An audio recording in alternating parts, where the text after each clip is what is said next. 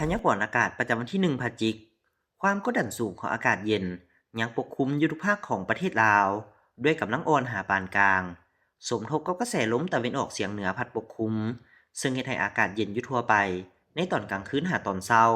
และจะมีฝนตกฟ้าห้องฟ้าเหลื่อมในระดับคอยอยู่ในแต่ละภาคและตกปานกลางอยู่บางท้องถิ่นเพราะมีลมพัดแรงเป็นบางโอกาสภาคเหนือด้านตะวันออกอากาศเย็นมีหมอกบางปกคลุมอยู่ทั่วไป และจะมีฝนตกฟ้าห้องฟ้าเหลื่อมในระดับคอยหาปานกลางอยู่บางท้องถิ่นเพราะมีลมพัดแรงเป็นบางโอกาสเนื้อที่การปกคลุมของฝนกับ50ส่วนห้อยอุณหภูมิในระหว่าง16หา24องศาภาคเหนือด้านตะวันตกอากาศเย็นในตอนกลางคืนหาตอนเช้าพร้อมจะมีฝนตกฟ้าห้องฟ้าเหลื่อมในระดับคอยหาปานกลางอยู่บางท้องถิ่นและมีลมพัดแรงเป็นบางโอกาสเนื้อที่การปกคลุมของฝนกับ50ส่วนห้อย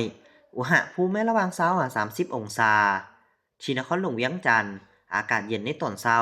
จะมีฝนตกฟ้าห้องฟ้าเหลื่อมในระดับคอยอยู่บางบริเวณเพราะมีลมพัดแรงเป็นบางโอกาสเนื้อที่การปกคลุมของฝนกับ30ส่วนห้อย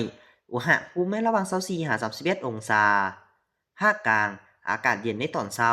จะมีฝนตกฟ้าห้องฟ้าเหลื่อมในระดับคอยหาปานกลางและมีลมพัดแรงเป็นบางโอกาสเนื้อที่การปกคลุมของฝนกับ50ส่วนห้อยอุณหภูมิในระหว่าง20หา31องศา สลับแขวงไซสมบูรณ์อากาศเย็นจะมีฝนตกฟ้าห้องฟ้าเหลื่อมในระดับคอยอยู่ทั่วไปเพราะมีลมพัดแรงเป็นบางโอกาสเนื้อที่การปกคลุมของฝนกับ30ส่วนห้อยอุณหภูมิระหว่าง18หา30องศาภาคใต้อากาศเย็นในตอนเช้าจะมีฝนตกฟ้าห้องฟ้าเหลื่อมในระดับคอยหาปานกลางเพราะมีลมพัดแรงเป็นบางโอกาสเนื้อที่การปกคลุมของฝนกับ60ส่วนห้อยอุณหภูมิระหว่าง22หา31องศา สำหรับเขตภูเพียงบ่อละเวนอากาศเย็นหาหนาวเย็นจะมีฝนตกฟ้าห้องฟ้าเหลื่อมในระดับคอยหาปานกลางเนื้อที่การปกคลุมของฝนกับ50ส่วนห้อยอุณหภูมิระหว่าง15หา25องศา